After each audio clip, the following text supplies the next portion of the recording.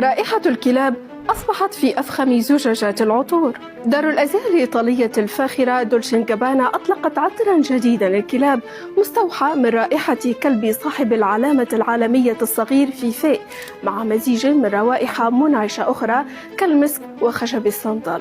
هذه الخطوة أثارت تنديدا فوريا من الجمعية الدولية لحقوق الحيوان، التي اعتبرت أن رش الكلاب على ثرائها بعطر مصمم لإرضاء البشر يمكن أن يزعجها بشكل كبير ويسبب لها توترا وتداخل مع قدرتها على اكتشاف الروائح الأخرى في بيئتها والتواصل مع الحيوانات الأخرى التي تقابلها. فالكلاب تمتلك مئات الملايين من المستقبلات الإضافية في أنوفها، وتتمتع بقدرة على شم الروائح تفوق تلك الموجودة لدى البشر ما بين 10,000 و100,000 مرة بحسب بيان الجمعية. في المقابل لم ترد دار الأزياء على الحملة ضد عطرها